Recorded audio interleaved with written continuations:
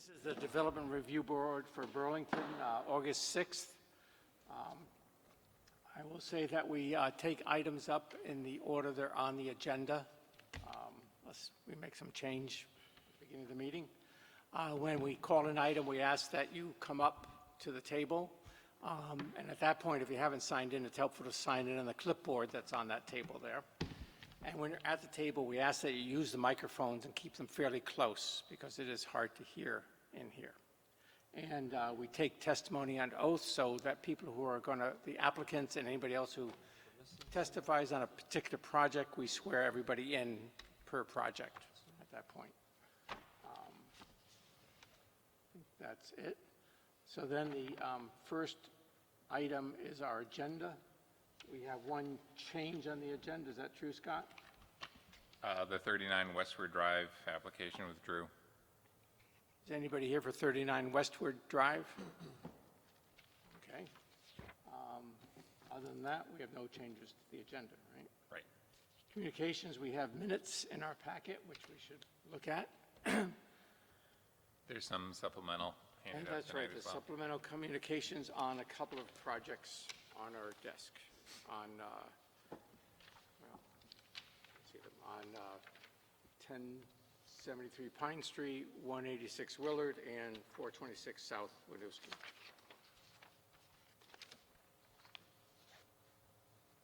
Okay. So then the first item on our consent agenda is 1 King Street. The King Street dock is the applicant here. Come up.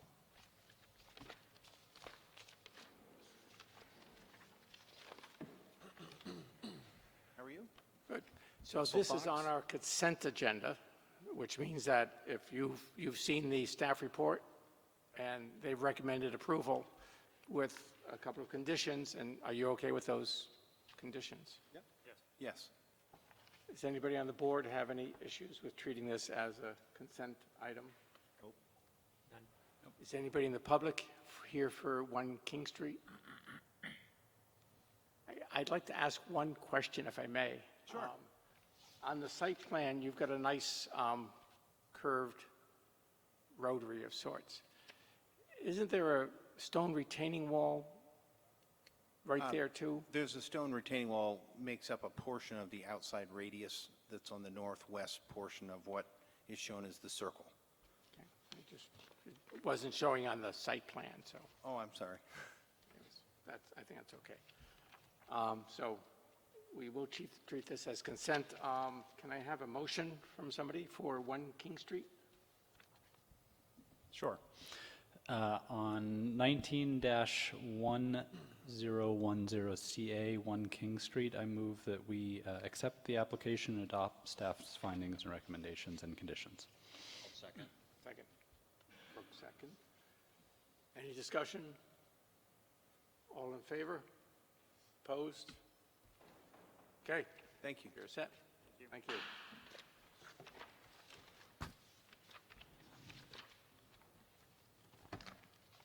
The next item, also on consent agenda, is 426 South Winooski, which is a time extension for zoning permit to demolish an existing garage and construct a new garage or accessory apartment.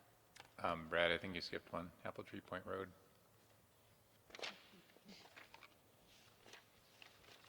Stop. Oh, Be out of order in our materials. Yeah. Oh, is that out of hang order? on, Scott. I should go in order. Find it. 46 Apple Tree. Of course, I don't see 46 Apple Tree applicant here, so maybe you want to go with South Winooski. Your call. Here we go. 46 Apple Tree. That is the next one on our agenda, going in the order of the agenda. Is the applicant here for 46 Apple Tree? Oh, he just walked in. 46 Apple Tree Point? James, you're up. You're up. Good timing.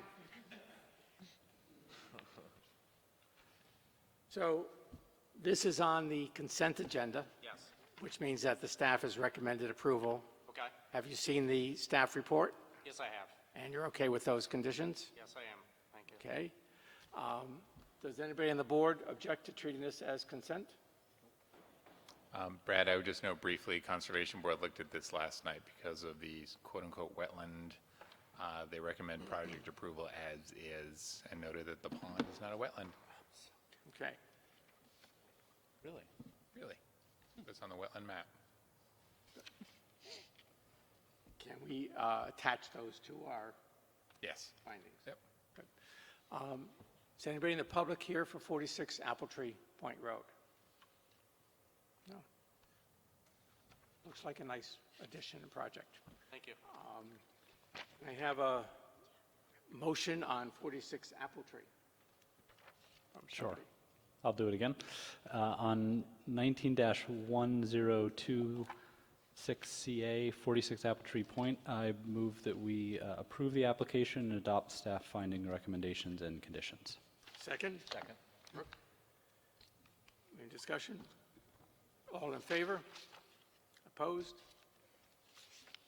Very efficient evening for you. Thanks. Okay, now we're going to take 426 South Winooski Avenue. And, Requesting a time extension. and Brad, I'm going to recuse from this item. Okay. I will say, I had a tour of the project from the applicant. I don't think it's affecting my voting on the project one way or the other, but I want to say I did walk through with them. Anyways, you've seen the staff's report and recommendation for approval? Yes. You're okay with that? Yes. Anybody on the board object to treating this as consent? Anybody in the public here for 426 South Winooski? Okay. Can I have a motion on this one? Yes, and 17-1117 CACU at 426 South Winooski Street, I move that we approve, that we adopt staff findings and do consent approval condition to the conditions. Okay, we'll take it. Second? AJ, okay. Discussion, all in favor? Opposed?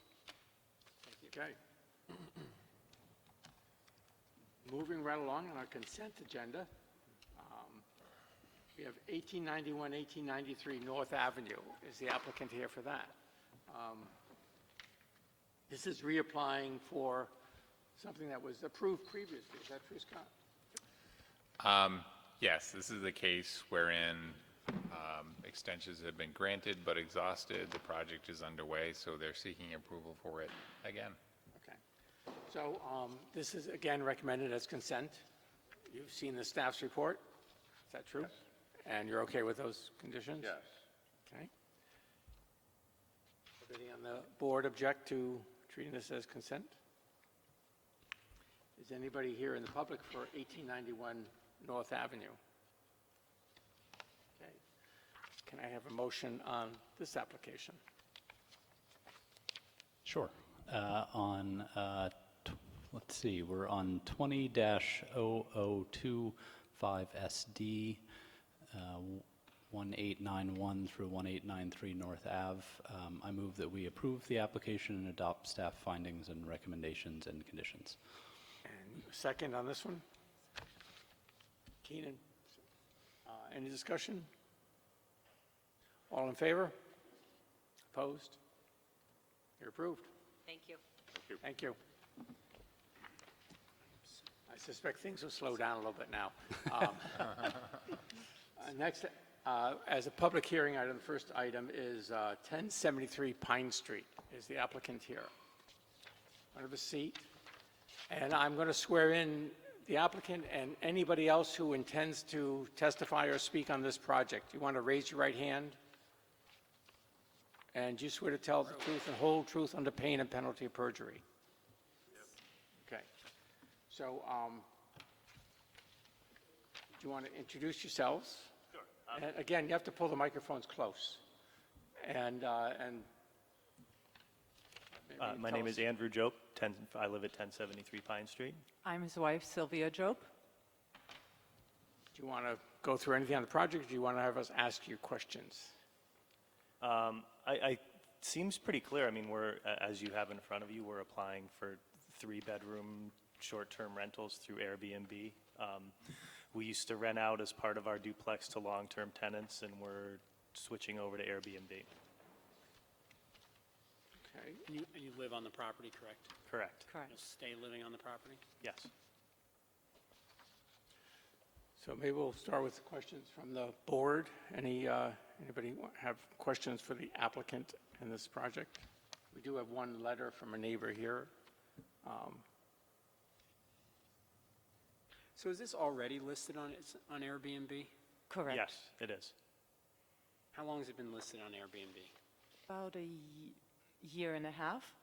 We have a son who's in college, and when he moved out, we looked at, supplemental income, and so we lived in the units, and then we had a tenant leave. They had a young baby. They looked for a larger place, and that's when we decided the duplex that's right on top of us to convert that into Airbnb, as we have now access to storage that we didn't have before, and it just fits our lifestyle much better.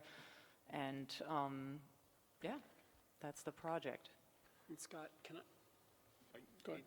This is yours, right? No, It's Ryan's. Yeah. Ryan's, Yep. thanks. Can you help me with the parking on the Airbnbs? How do we calculate it? Well, it's one space per room rented. One space. So in this case, it's unique because they've got a 2 tandem space driveway width, so 2 per unit.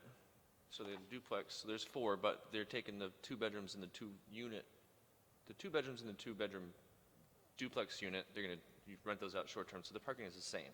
Parking, so they could go, they basically have like a quad. They could go 2 and then 2. They can, but we view it as their residents, they get the 2 spots in their tandem space. We don't generally allow or count for tandem spaces for short-term rentals like that because of the conflict that would create. So hence, they can get the 1 space to legally conform to the parking standards, and then the additional 2 spaces required, that's the waiver. So basically, for the 3 bedrooms B&B, they have 1 space. Correct. In the waiver of 2 they're seeking. So if we only went with 1 bedroom, there would be no waiver. That's correct. And question for the applicant, do you have this listed on Airbnb as a proper kind of bed and breakfast with each room, or are you renting out the entire apartment with multiple bedrooms? So it's a little complicated. So the apartment that we use to rent out long-term tenants, we have both as the whole apartment, but also an option that individual rooms can be rented. So per room, maximum 2 people. Yeah. I guess this is a question for the applicant. I guess I'm having a hard time with the parking. How are you going to accommodate the number of cars that are likely going to be there in such a small driveway? It's actually not a small driveway. So I mean, in the winter with parking bans, we have comfortably 4 spaces, and it would be 1 more car behind it. We're pretty much down to 1 car. Our son will take our 2nd car. So, and Pine Street is, it's unrestricted parking in front. So when we have friends, they park in front. But if we have to go into the driveway, it's just going to be logistics communicating the parking. So I wanted to ask that question. So that stretch of Pine Street, I drive it all the time. I'm trying to remember, is that parking, can you park on that part of Pine Street? Correct. Yes. It's I don't unrestricted feel the like I see entire any cars run. parked there, but I guess they do. So we have a lot of people from the Howard Center or across the street. There's some meeting spaces. They are parking in front of our house a lot. And we also have Baird Park kind of diagonal from us. So when there's an event, people park. So it's a lot of parking. And I have another question for Ryan. Do you remember, Ryan, we've done this with a few Airbnbs before. There's obviously a concern with Airbnbs in general. We'll probably hear one here that, guests show up at any given time with the headlights. So has it been that we restricted check-ins? Is that what we've done in the past? Do you know that? Yeah, we have, the way that the board has gone is to limit check-ins between 7 and 10 p.m. Can you remind 7 me, a.m. and 7 to 8, yeah. That is correct, 7 a.m. to 10 p.m., right. just to follow up on that, the way it's drafted here is it's recommended that it be limited to that time. Is Right. that the language we've used in the past, or we've Yeah. been more prescriptive, have we said? That's the language we've used. I borrowed that from previous examples that the board has Okay. led to. Yes. Are we limited to changing it? So are we required to do the 7 a.m. to 10 p.m. or can we change the check-in time? We can change it. You could change it. Yeah, that's just a recommendation. But yeah, you're free to change the conditions. That's your rules of order. I don't know if you all have seen the comment letter that we received. Do you have a copy of that? There's, We have not, no. you haven't. Do we have other copies of this that we can share with them?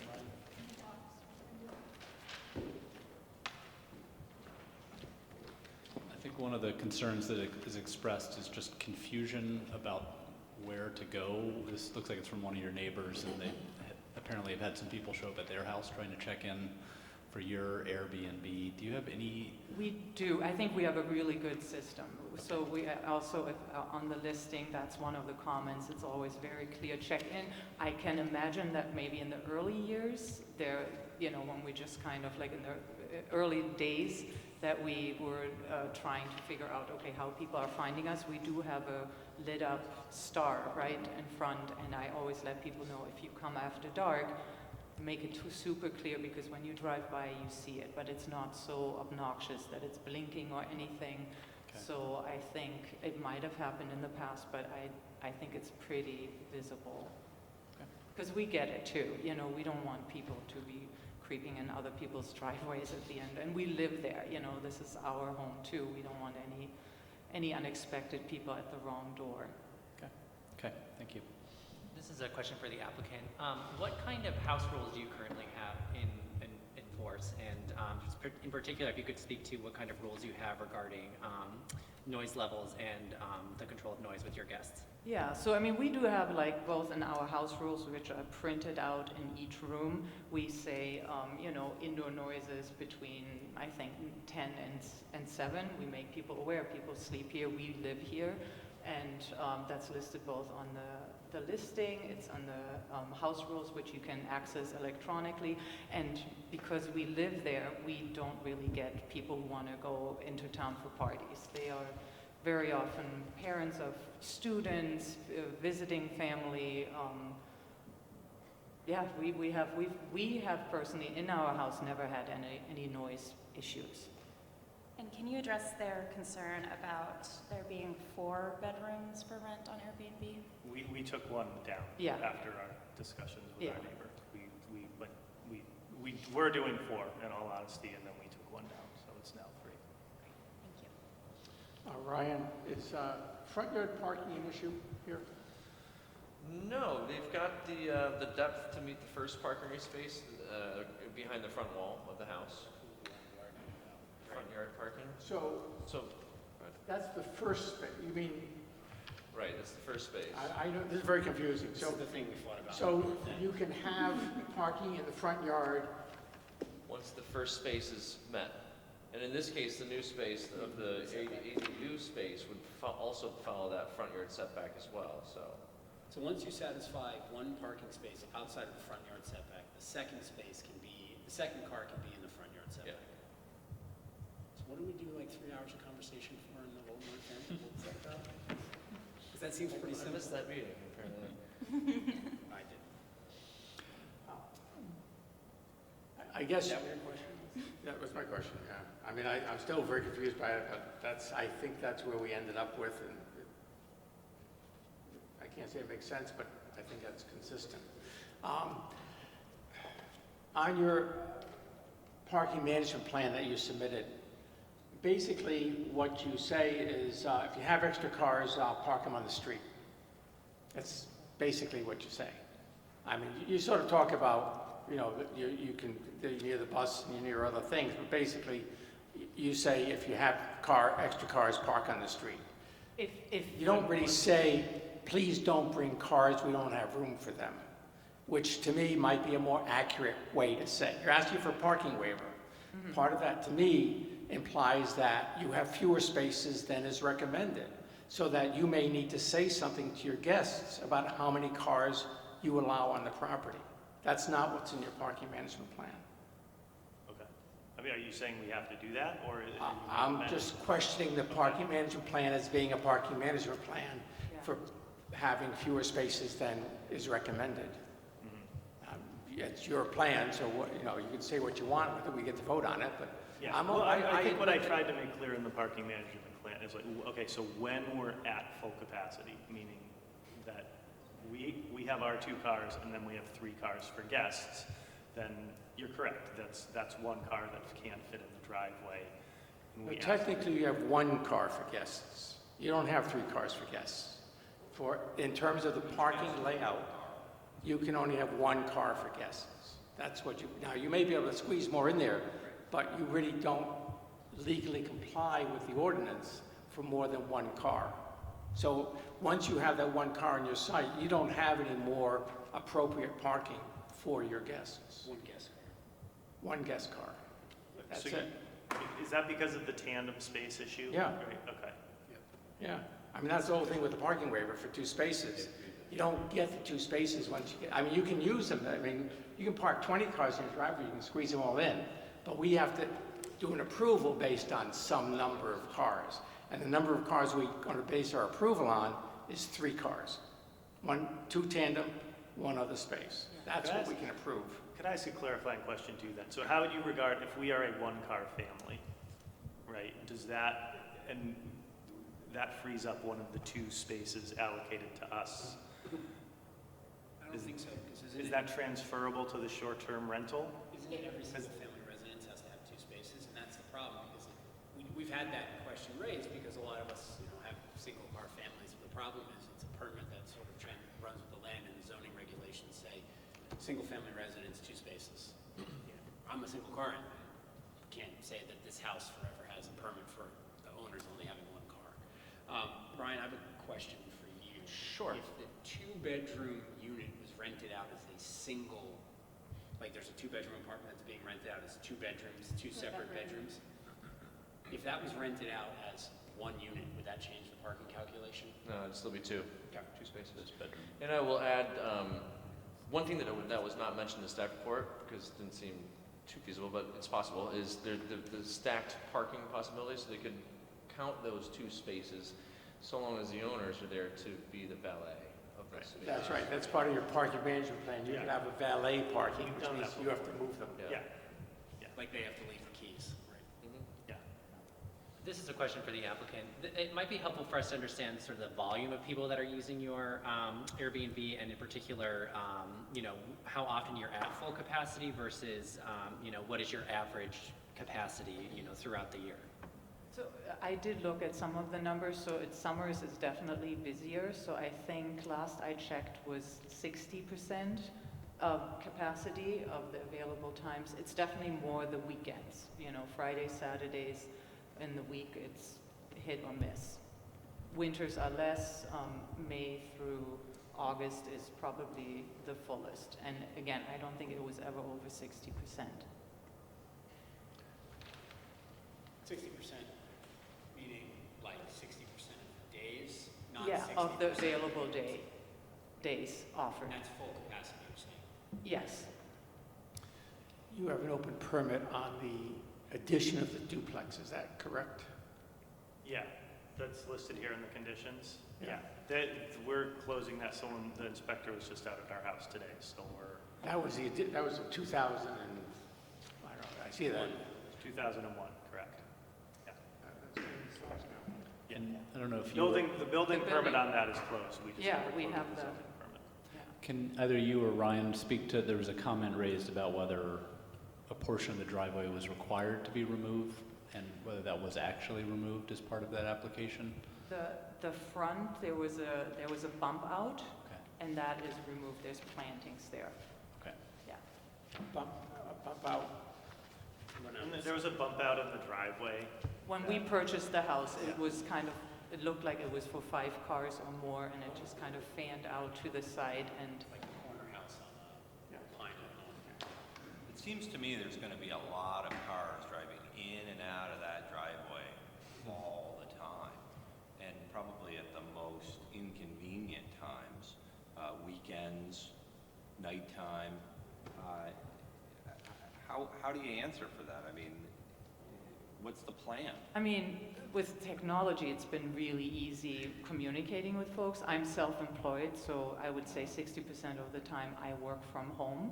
So I'm very available, and I think by communicating this, and that's where technology is great. I guess, what do you mean you're available? Cars still have to move. Yeah, I'm available at the house to move cars if I Yeah, no, have that's to. what I'm saying, cars are gonna be moving Yeah, a lot. yeah. I would dispute that characterization that there's cars moving a lot. I really, And a lot of people park the car, and we've had so many people renting bikes or taking the bus because of people going to town, that were taking Uber. So that's been a lot too, that the car is just sitting. So, and depends on how you define moving a lot. Yes, it's going to be people coming in and out.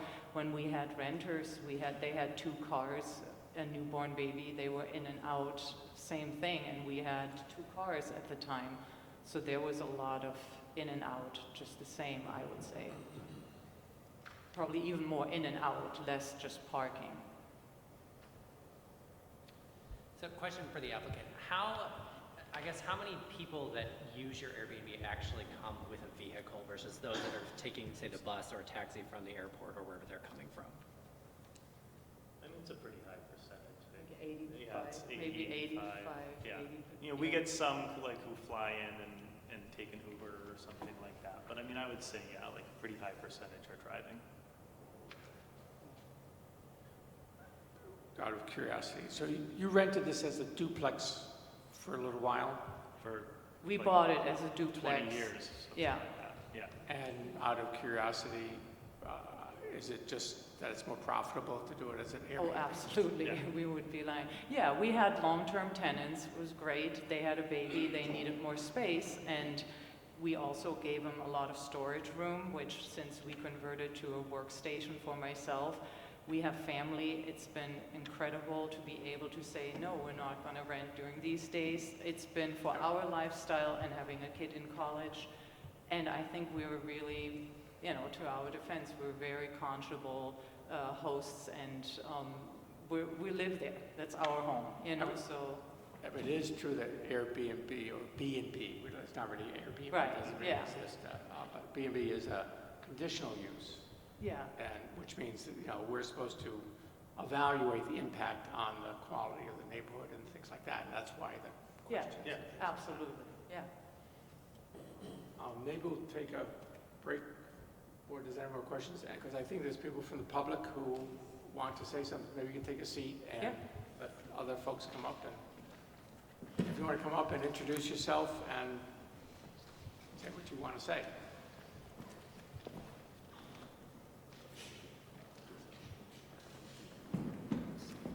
And you still do use the microphone, please. Yes.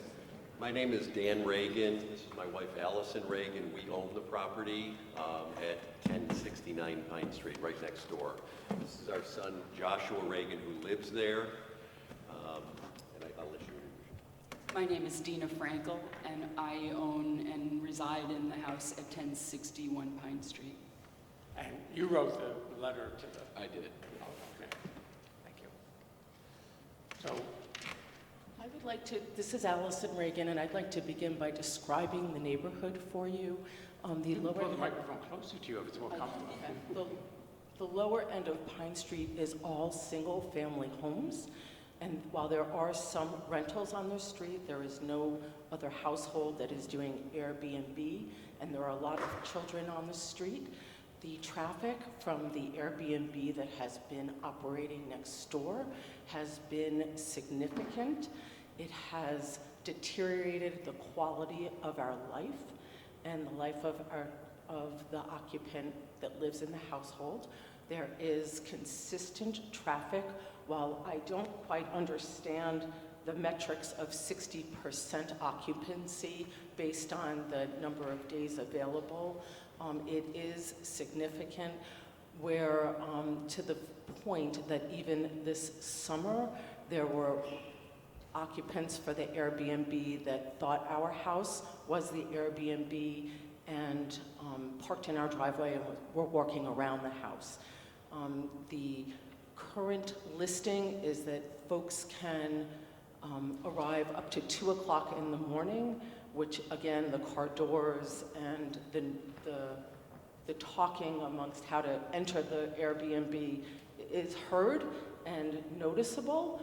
Other than that, the rest of the street is quiet, except for an occasional car at that point in the day.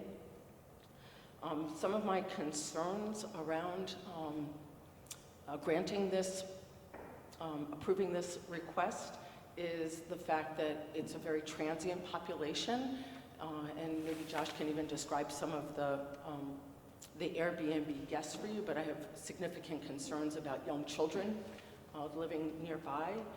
I'm very concerned about the driveway that's next door. The driveway, I can't imagine how you would fit even a fifth car in that driveway. It's squeezed with 4 cars, and up until today, to my knowledge, no, not to my knowledge, based on my observation, the Jobs have 2 cars, and even if a child takes a car to college, that child will be returning, whether it's, for holidays or weekends or, as needed. And that really does create an ongoing parking concern. Can I ask you a couple of questions? Yes, please. Sure. By all means. Do you live at I live on your house? No, You but live- we're the I live there owners. full time, yep. So I want to understand though, you have said, you just testified about observing a bunch of traffic conditions, but you don't live there, so tell No, me but how I you visit. observe that. I visit on a very regular basis. Okay, like when? And I drive by there, yes, I'm very attentive Okay. to what is going on. Where do you currently reside? I live in South Burlington. South Burlington. Yep. But I did live on Pine Street prior to owning this house on Pine Street as well. I lived on Pine Street from 1997 to, 1988 to 1997. And I'm familiar with the area. I go on that street all the time. And my recollection, just, you can tell me if I'm wrong or not, but I'm looking at the map. This property is right across the street from, I guess it's called Barrett, I don't know the name.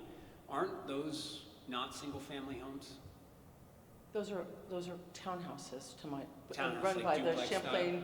Champlain Trust, but it's on a different street. No, but it's like right across the street. Yeah, there's Raymond Street, I think it's called, yep. And Go ahead, how's that sorry, I right? just wanted to clarify this. Okay. If I could just add something, I do live there full time, and for me, it's become increasingly commercial. I feel that there's a difference between long-term rental and short-term rental, where you have people coming and going daily. They're different people. They usually are here on vacation. They're not holding a 9-to-5 schedule. They come and go when they please. It is also a concern with the biggest issue is the parking for me. I feel constantly surrounded by all this external activity. They're parking in front of my house, walking across my yard. There is a little issue on, the parking driveway as it is currently is pretty much right up to the property line, so And just to confirm, I'm looking at the map also, so your house, it looks like it's really abutting the driveway portion. pretty there. much, yeah. Okay. They're right up against my house, so there's no real separation there. And it's just become kind of a nuisance situation where it's been done to the point now where it's being overdone.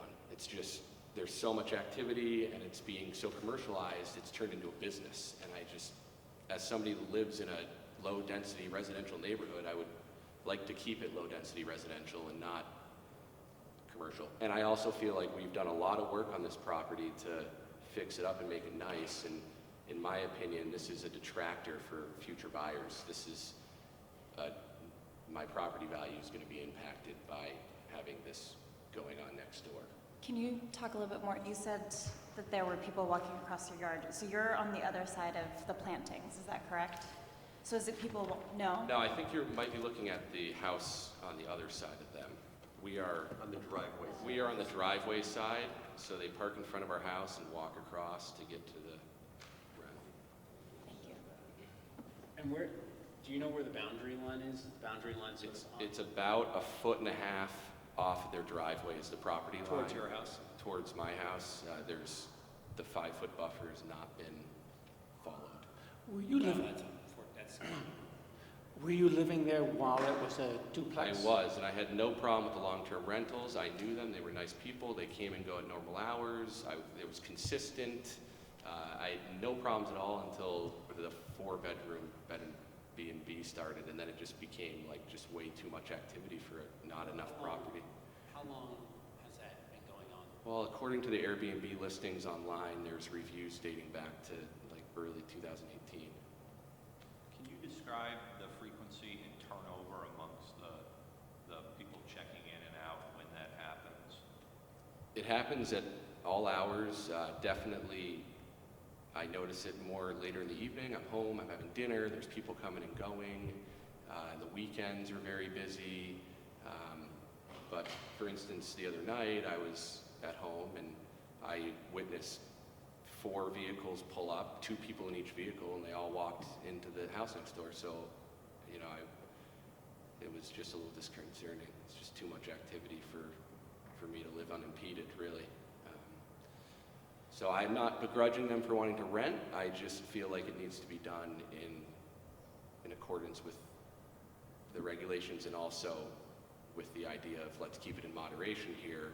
The property's been overdeveloped. They're into bonus credits on their coverage allotment. They're asking for parking waivers. So they're at 37% coverage. So I just feel like it's taking up a lot of space and it's impacting my ability to live unimpeded. So it sounds like your primary concern is the change in the volume? It's the volume, but it's also the security. So when there's that much volume, you have people that, number one, I don't know any of these people. They're all from out of town, they're strangers, and there has been incidences recently this summer where people have parked in my driveway and walked around my property, and it's just unsettling. And I've tried to communicate with the neighbors. I've tried to be neighborly, not trying to have any conflicts, but at the same time, it feels like this is just, they're continuing to push forward with this, so I feel like I need to be heard, just being a neighbor. So I'll give it off to Dina here. Hi, thanks for taking our testimony.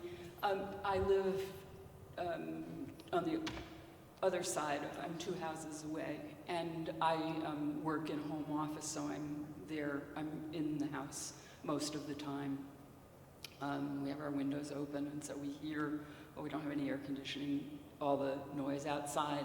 And I can tell you that just within the last couple of months, I've been sitting out there and seen a guy pull up into their driveway next door on a motorcycle, gone around, tried all the doors, knocked on the windows, and we finally realized, my husband and I, that this was probably an Airbnb guest who didn't know where he was going, and so we went out there and asked, what's up, and he had the wrong house. This was in the middle of a Saturday afternoon, and we have seen this happen a number of times.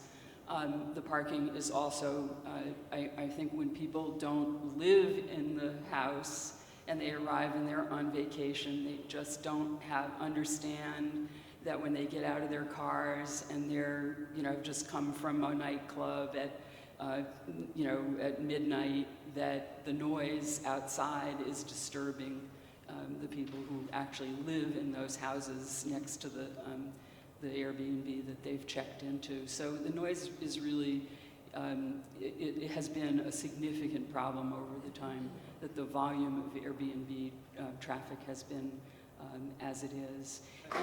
Yes? Can I ask a question about the noise? This is commonly in other areas, but it's not the noise of the guests at the property, it's the noise of them getting in and out of the car, slamming the door, saying, hey, do you have the keys, that kind of stuff. Correct. Yeah, it's really that most of them are parking on the street, which actually has been an additional noise and safety issue because there have been a lot of side swipes on the street. In fact, it's happened to us twice. We never park on the street because people come by, over the course of the night, and it's a relatively frequent occurrence to lose a mirror. And last year, early in this process, one of the cars was out there and was really severely damaged. And so, there's this whole thing of you're out there in the middle of the night with a police car. Pardon me? Once the Champlain Parkway gets built, we won't know that site's planned. I won't make a reserve comment. At least that'll get solved.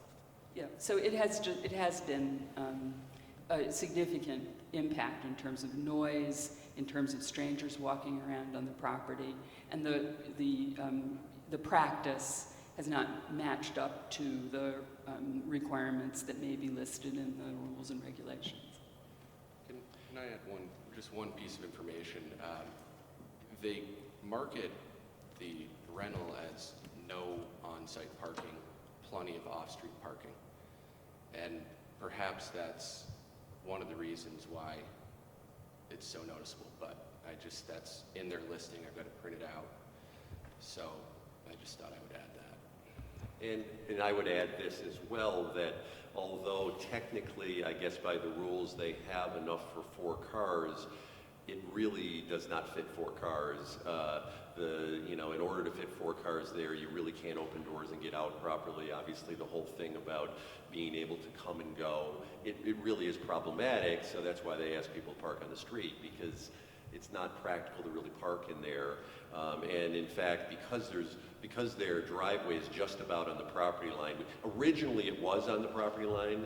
It's hard to know exactly where your property line is, and there was supposed to be 2.5 feet removed. So theoretically, it should be 2.5 feet back from our property line. I'm not sure it is. That's what the plans show, 2.5 feet. Yeah. And the plans show a 17.5-foot drive, which truthfully, a parking space is usually 9 feet. Right. So they have a 9 and an 8.5-foot, which is pretty much 2 spaces. Right, but when you have, on one side, you have your house, you can't really get out of the car, and then on the other side, you kind of have to squeeze it over kind of maybe onto our grass or onto the grass a little bit. So I'm just simply saying that the parking is an issue. It doesn't really comfortably fit 4 cars, so hence, kind of park on the street. So parking is quite an issue, actually, in this situation. I have a question for Joshua Reagan. Can you describe the contrast between the long-term tenants and the short-term tenants? Yeah, absolutely. So with the long-term tenants, they were in the local community. They had day jobs. They were gone 9 to 5. They would come home at normal hours. It was a young couple. They, were not noisy. They kept to themselves. They had 2 vehicles, but it was not noticeable. It was only noticeable when, to contrast, you started getting a lot of different people coming and going at all hours of the day, more traffic, more cars, more rooms being rented. As they said, up to 4 bedrooms, so that could be 8 guests, 4 vehicles. It just became more like a commercial motel and less like a residential home that was just renting out some space. Not that this is necessarily relevant, but I would add that it's a very expensive area to live, and it'd be nice to see, I'd almost prefer if there was long-term tenants, because it drives the housing costs up when you get all these short-term rentals coming in, and then the people that live and work in Burlington can't afford to live in Burlington anymore. They have to go to outside neighboring places because there's such an in-demand rental market that's being driven by outside investors and Airbnbs. It's a stark contrast, and I just would like to see it be a little bit more consistent and more in line with my lifestyle, my day-to-day. And just to clarify, it sounds like the applicant had a very, very long-term rental that had sustained. If this weren't an Airbnb, the long-term rental doesn't necessarily have to be very long-term, and it could be people who have a very different lifestyle, so who maybe are working at a bar and come home at 2 in the morning every day, and there's no guarantee into who the long-term I agree with that, and I understand that, and I'm not trying to say that, these people are going to be the same as other future long-term rentals, but I do feel that the Airbnb culture as short-term vacation rentals is a lot different culture than somebody that's a long-term tenant in a community. Okay. Anything else you want to add? I think we've got a pretty good picture right now. Yeah. Okay. Thank you. Thank you. Appreciate it. Was there anybody else from the public that wanted to speak on this project?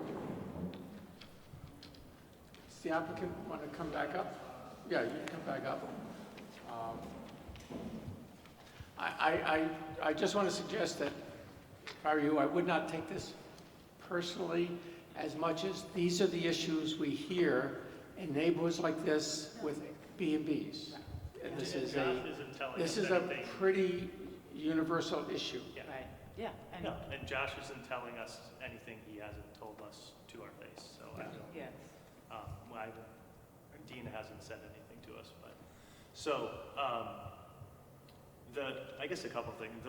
The driveway, as you just heard, like, fits 4 cars. It fit 4 cars when it was a long-term rental, and it fit 4 cars in house. So I just want to clarify that characterization. I want to make sure that it's noted that no one who's stayed with us has like clipped mirrors or sideswiped cars on Pine Street. Okay, so that's not, I think it was characterized like that might be a byproduct of this, and I just want to make sure that it's noted that that's not. I would say too, like again, like Josh has come and talked to me twice about this, and you know, we want to be good neighbors. We realize this does, like, you know, particularly with the parking and people getting in and out of cars, like it does have an impact, you know. And so after we talked to him, we tried to make sure that the house was more clearly delineated, right? Like we changed it the next day, because we were like, yeah, I hear it. Like that's, I don't want people like going up and knocking on his door or walking around his property. So I mean, I feel like we're, you know, I think fundamentally we have a disagreement about you know, whether or not we should be operating an Airbnb there. But I would also like to add that we have heard him and we have tried to be responsive to some of his concerns. And also, just with regards to the neighborhood, you know, it is a very busy street. It is not like a street where kids are playing in the street, because it is Pine Street. They go over to Baird Park. We do have Baird Park, I think, since the summer has like big sporting events, which makes the entire Pine Street used for parking, which just goes all the way to Queen City. We do have neighbors who have host meetings. We had for years issues getting out of our driveway because they're parking really close. So it is not just us adding to the parking. And when we listed it with off-street parking, on-street parking, I'm sorry. It was before zoning, and to our defense, we've tried to look into what is Burlington's regulation with regards to Airbnb a year and a half ago, and I Googled, I found some. You should, I mean, B&Bs. B&B, I'm sorry. You may rent it as Airbnb, Yes, but it's a the B&B. ordinance is B&Bs. Correct, And yes. the ordinance is clear about parking for B&Bs. Right, but it's confusing, admittedly. Yes, You and are in the B&B end, or you not. know, in the Yeah. end, I did have to call actually first code enforcement, because we always complied with code enforcement when it was rented. We had the certificates of compliance. So, and they said, no, actually now you have to go through zoning. So it does sound like Airbnb, it's still new. We're all trying to figure this out. You know, what's fair, what's the right approach. I feel bad that somebody parked in their driveway. I hadn't heard about that. And like with anything, I think it is also a little bit of a learning curve of how clear to communicate things. And we are aware of that and trying our best. And we do live there. You know, It's a predictable issue. Yeah. With B&Bs. Yeah. That people will go to the wrong house. We just hear it time and time again. Okay. No matter how clear you are, Yeah. it just does happen. Yeah. Well, I do have a question about, has there been any noticeable increase in like break-ins or other crimes as a result of this? So, you know, that we heard No, some I mean, testing. the new demographic is tourists, so I don't view them as like a high crime rate. So it's mostly. I mean, it's a Like, lot of. we haven't, I don't yeah. know, you know, I haven't heard of any. And I think because we make it so clear, we live there, we've never had anybody that we felt uncomfortable with. Never. Because it's so clear, it's a family of 3 that lives there, that I think when people look at our profile, they understand it's moms bringing their kids and saying, this is great, I felt like home.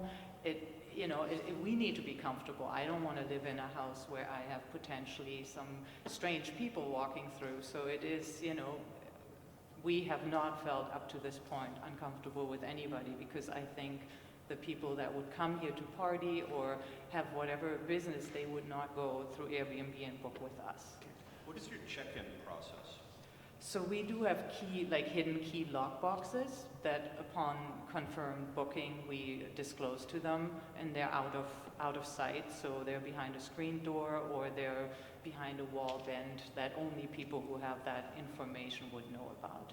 You saw the recommendation for the check-in between 7 a.m. and Yeah, we just saw that in What's your response to that? It's probably a matter of communication. I would ask too, does that mean like the first check-in? Because people go out to town. People go to concerts, people go to dinner. So when you say check-in, does that mean? It does mean first check. That's how we've It's interpreted the it. first check-in. Yeah, and we can, So that's fine. I'd be happy to change our listing and say, no, we can't accommodate late night arrivals. So- You would agree if it wasn't a recommendation but a requirement? I They had to think so. Check in by 10 p.m.? Yeah, if we had to do that, it just weeds out certain people, I wouldn't like it, but if that is part of, yeah. I guess I have one other question for you. Right now, you had a 4-bedroom, but you stopped doing that, so you're 3 bedrooms. Yes. 1 bedroom in your house, 2 bedrooms in the apartment, is that right? Correct. And I have no idea how this is going to go, but if you were approved for 2 bedrooms and not 3, would you stick with that? Please. If you repeat were that. approved for 2 bedrooms and not 3 bedrooms, would you honor that? Oh, Given that you've we would been honor- advertising on... We're going to do the right thing. We wouldn't be happy about it. And honestly, I think really because our son moved out, it's a big property. I think it's unreasonable, but if that was a recommendation, yes, of course. Any other questions from the board? So I'm going to close the public hearing. We may deliberate at the end of the meeting tonight on this. We won't know until we get to the end of the meeting. And you're welcome to stay. We don't take any testimony when we deliberate, but you can listen if you wanted to. And The deliberation But is I didn't public. hear you. What? The deliberation is public? like we Yes, do with- yes. Public, but you can't participate. So Yeah, we'll okay, decide at the end of the meeting when we're going to do that. okay. Thank you. Thank you. And thank everybody for participating. So the next item on our agenda is 186 South Willard Street. Is the applicant here? I'm going to recuse myself from this. Okay. This is a change of use from single-family home to 3 units with existing footprint. Is anybody else besides the applicant going to testify on this project? Okay, can I ask everybody to raise your right hand? Yep. Do you swear to, are you testifying? You're going to raise your right hand? Thank you. I'm swearing you in, so you have to raise your right hand. Thank you. Do you swear to tell the truth, the whole truth, on the pain and penalty of perjury? Yes.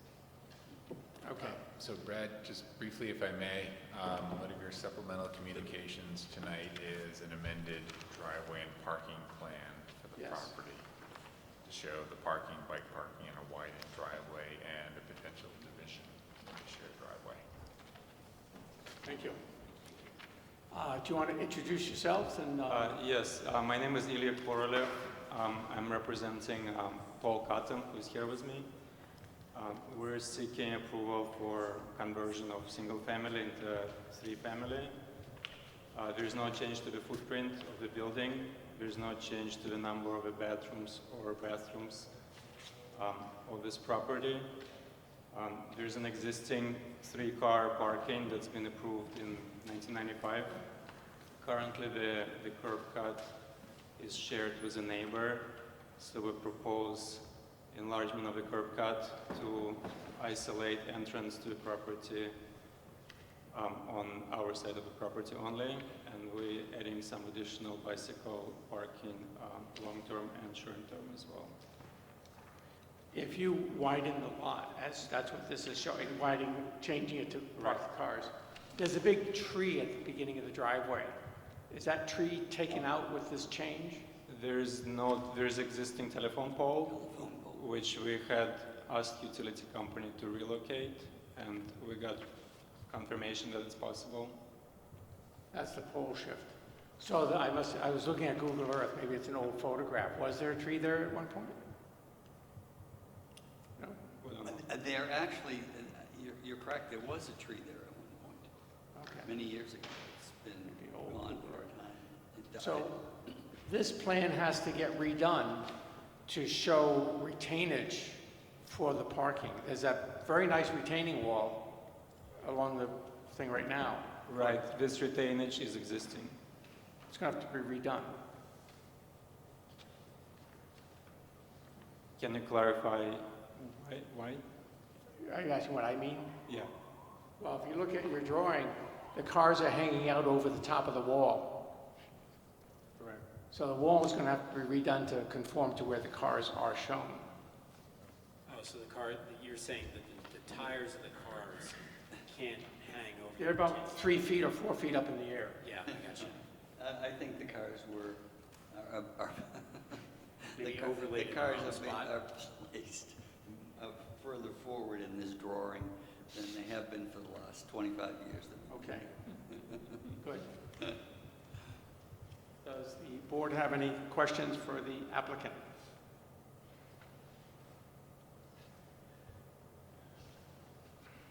I have one question for Scott. How did you come up with the lot coverage calculation?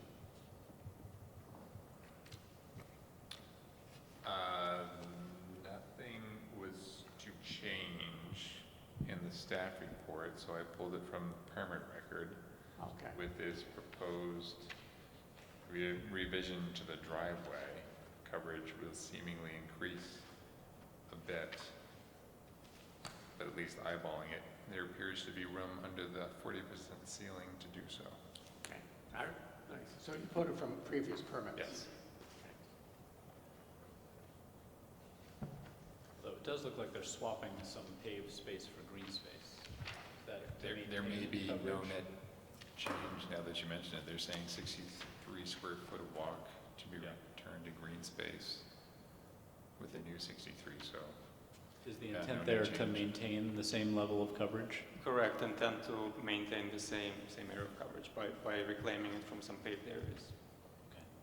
It would be good to resubmit this plan for record to have the cars not hanging out over the walls.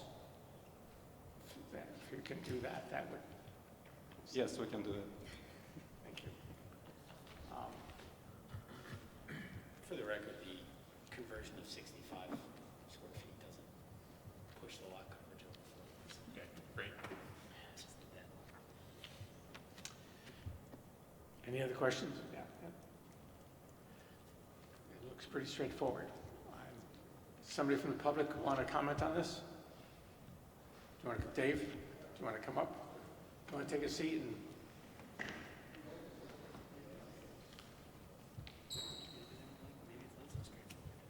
Yes.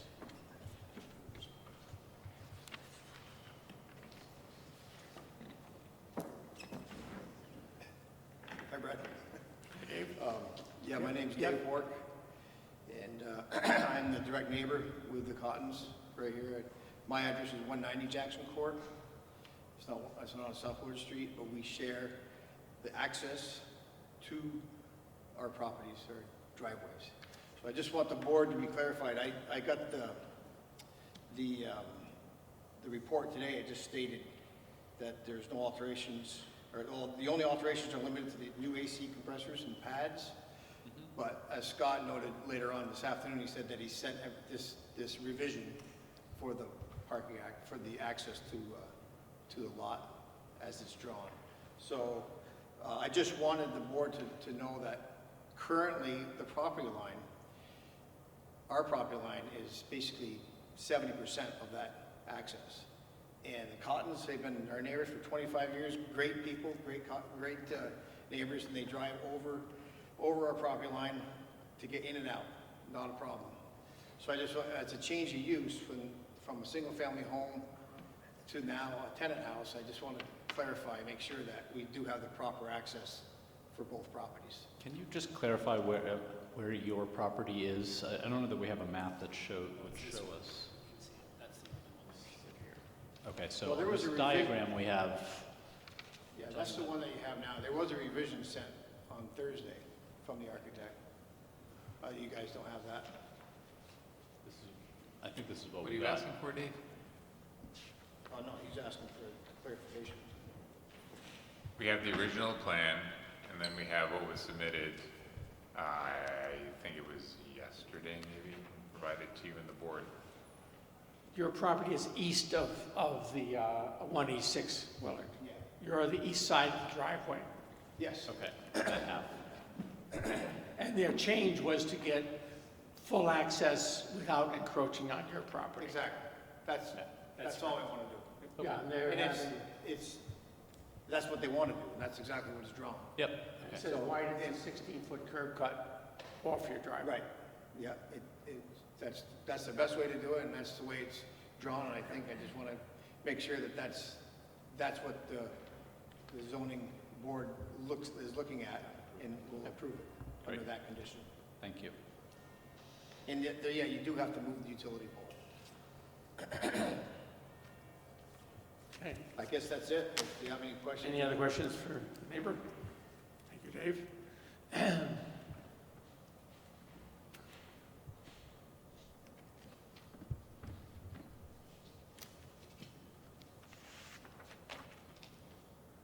And you can come back up if you want. You don't have to. If you have anything you want to add. Okay. Any other? If I may, Brad, based on this new plan, again, because it was provided after the staff report, if the board does approve it, there should be an additional condition basically saying, gee, you need to work with the utility company for moving the pole. Right? This board cannot approve Require this. that, right?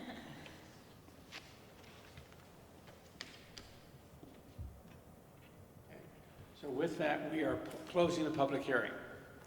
And as I noted a minute ago, we may deliberate at the end of the meeting. Yes. Okay. The next item on our agenda is 2026 Church Street. Parking waiver request for changing 14 commercial units to 12 to 13 residential units. Is the applicant here? Okay. Need to sign in? Yes. Oh, I think they've got the sheet.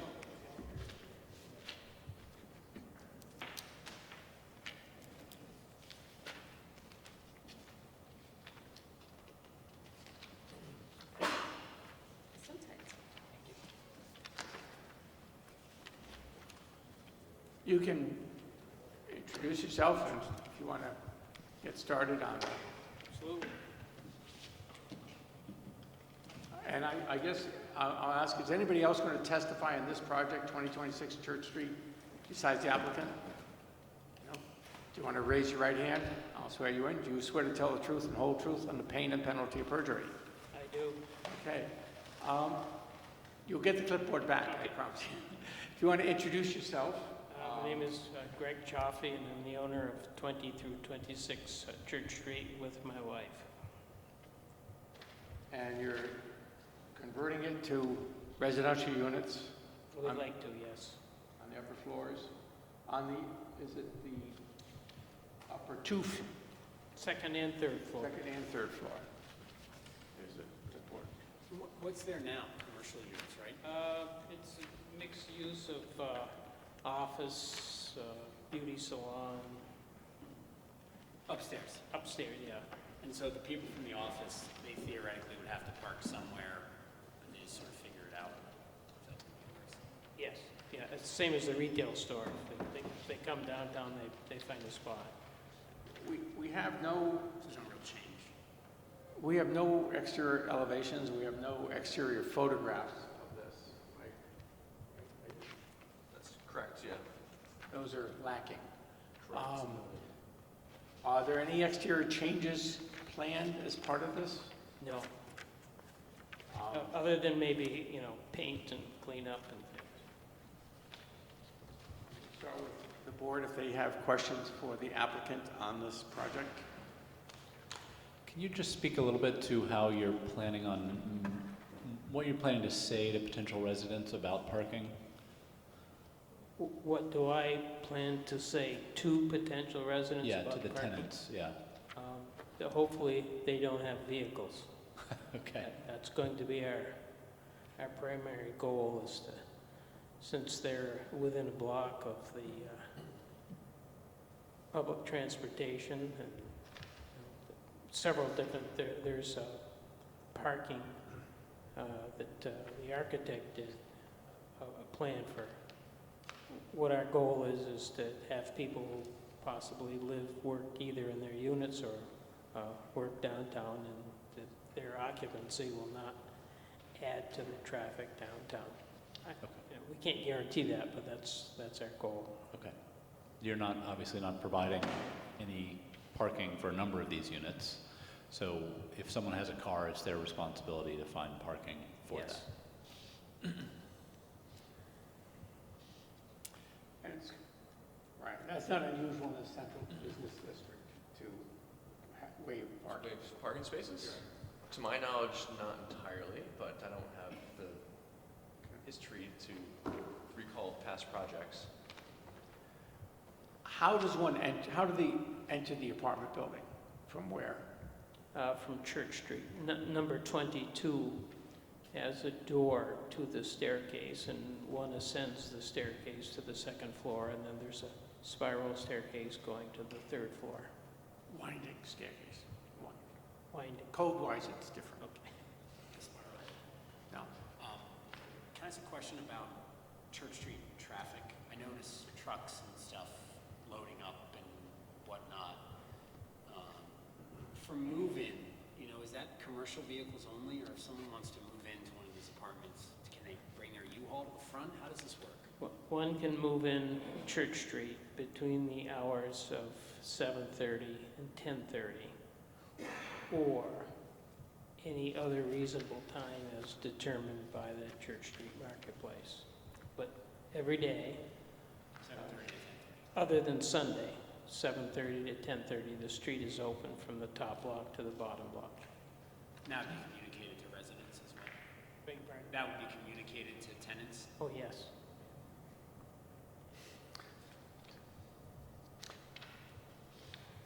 This is a beautiful building.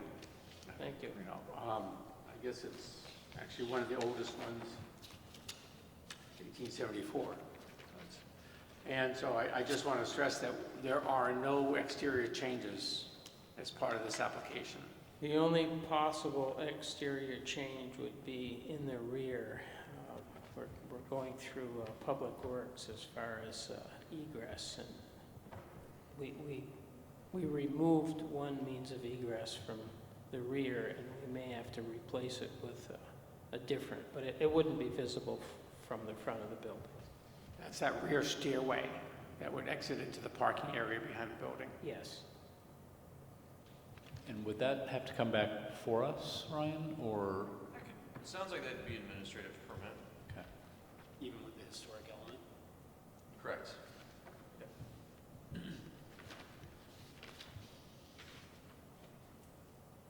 Any other questions for the applicant here? I think it's exciting to have more residents on Church Street. I think the upper floors are tough to rent out commercially, aren't they? Consistently over the years. When we first renovated the building in the mid-'80s, there was a good demand for small office use, tailor shops, et cetera. But over time, those tenants have migrated to places where strip centers and places where they can drive in and drive out. Are you next door to Halverson? I am, yes. So, and the upper floors there are still vacant, right? They've been vacant since the Well, fire. they were burned out in a fire, and the building owner, Dr. Eastman, had rented on a long-term lease basis to the Krepp brothers from Boston, and they controlled the rebuild of that building, and they just left the facade and put a slant roof on the back of it, and it's condemned upstairs, and there's probably not room enough upstairs to build anything anyway. Yeah, not unless they change the roof. Right. Okay, any other questions? Can I ask Ryan a question? And this has nothing to do with the application, this is just for my own understanding. With this being a permitted use to more than a 10 resident unit, does it still require an affordable, like 2 unit, does it still require any affordable housing, or is that? That's a good question.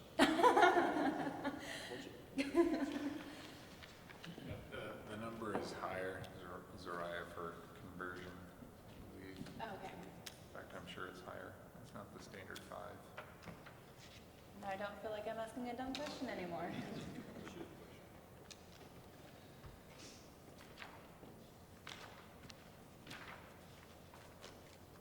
Does the elevator go to the 3rd floor?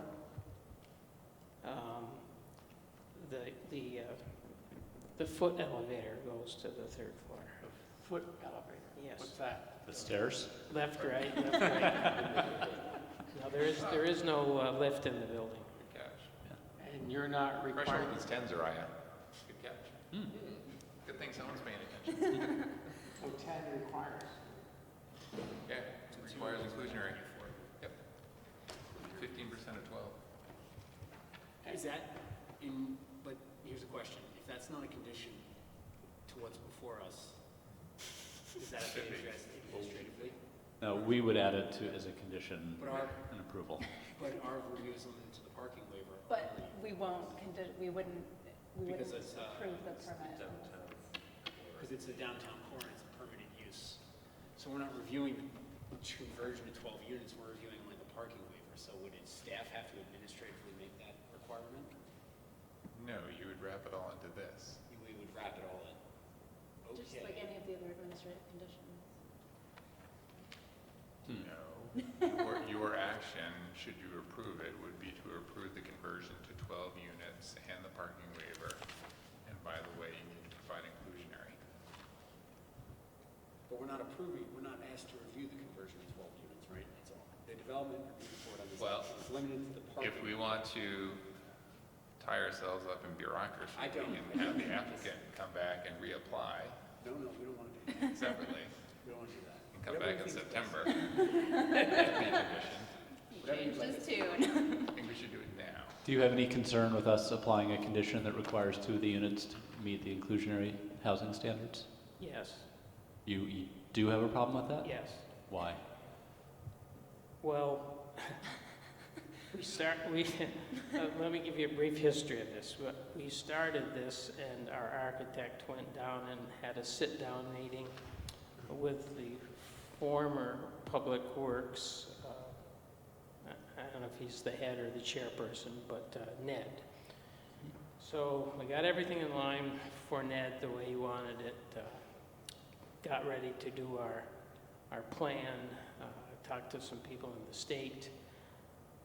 And then I put in for the zoning variance for the parking based on the architect's designs and what she received for information from Ned.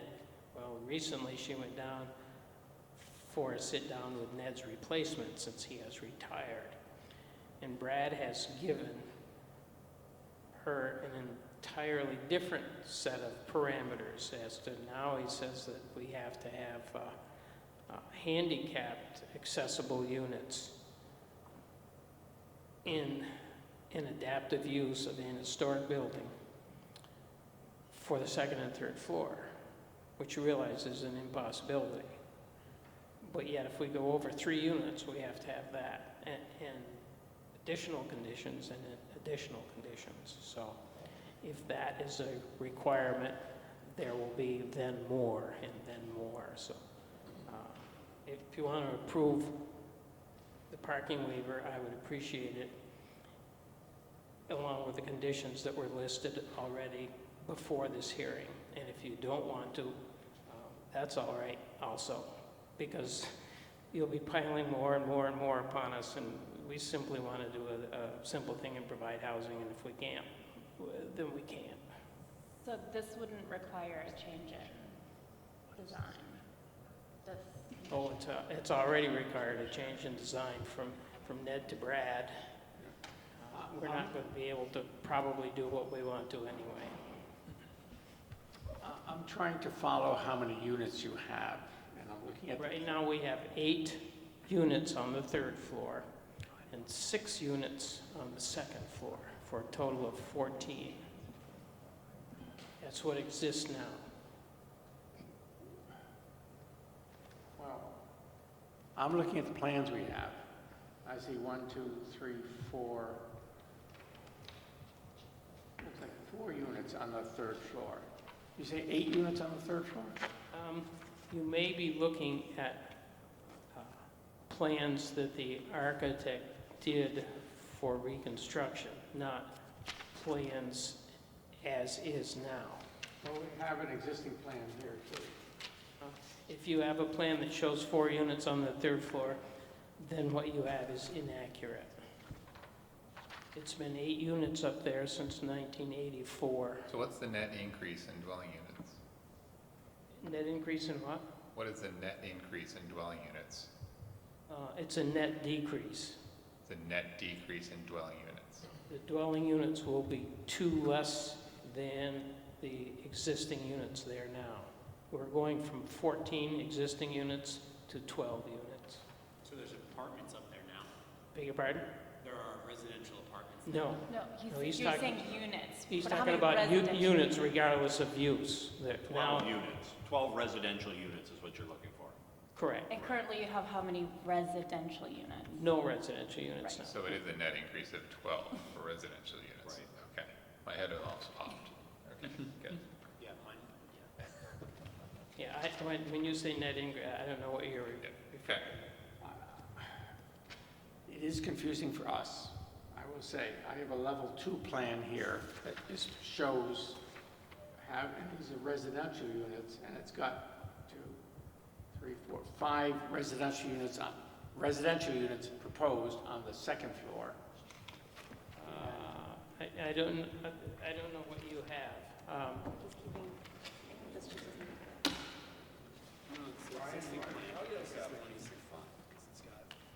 What I'm seeing 9 units on the plan. That's what I see too. 9 residential units. Right, that's all that's changing. And if you have 9 residential units, you don't have to do affordable. Right. I've asked the applicant to present a more accurate site or floor plan to clarify the units, and I'm still kind of waiting for that. So, for the purposes of tonight, it was the parking waiver, but it's obviously. it's still. So is the hope to have 12 residential units, but the plan only has 9 residential units? This is an old plan that I had, that I gave to Ryan, but it's not,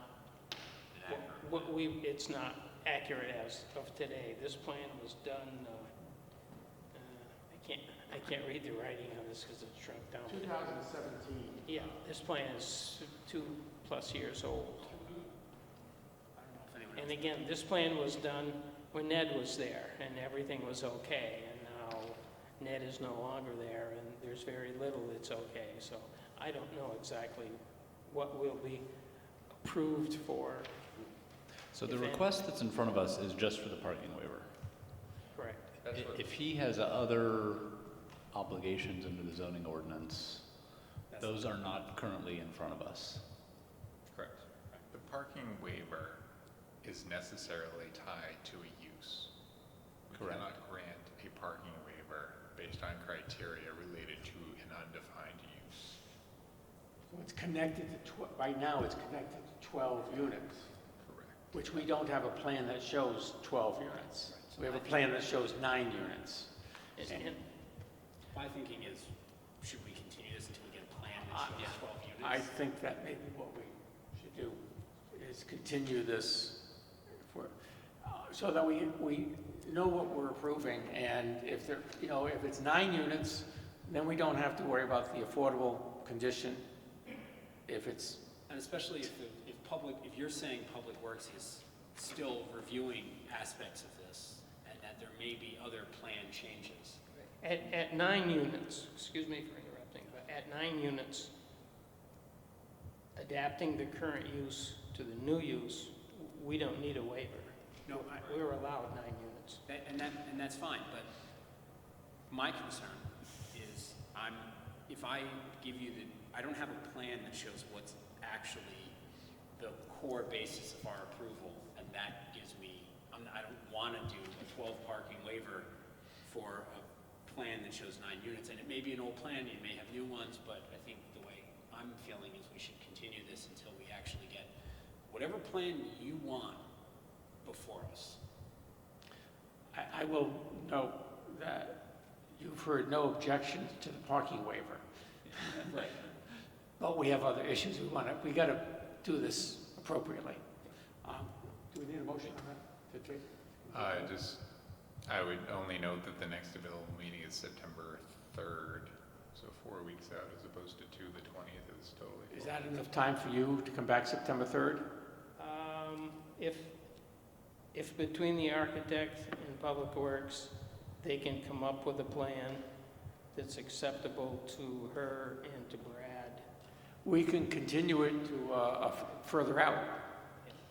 Again, I don't know. I thought 2 years ago we were set with a plan, and We can continue it, and then you can come in and apply for when you want to get back on the agenda. Why don't we continue it, and then I'll make a motion. On ZP 19-0655CA, I move that we continue the public hearing till the September 17th meeting. And if the applicant needs additional time to finalize his plan, he can just come in and he can write to staff and let us know that, and we can continue it further. Second for that? Yeah, Second. Any discussion? I guess I'm not convinced that we need a site plan of the interior of the building to approve the request that's in front of us. We need to know how many units. He is presenting that there will be 12 units, and he's asking for a waiver based on 12 units. I do agree, given the circumstances, and thank you, Zariah, for raising it, that there seems to be a lack of clarity about what exactly is happening. Point of order, I think we have a pending motion that's been Discussion. Yeah. So I'm just saying I'm not sure we need an interior site plan. I tend to agree that we should continue it to resolve the issue, but I think that the site plan is a surrogate for certainty on what exactly how many units there are and whether they're inclusionary or not. That issue should be turned out before. Okay, so we have a motion, we have a second. All in favor? Opposed? Okay, so it's continued to the 17th unless you need more time, and you should talk to the staff about that. all right, thank you. Thank you. thank you. So that is it for the meeting. We will close the meeting. We're adjourned. And how do people feel about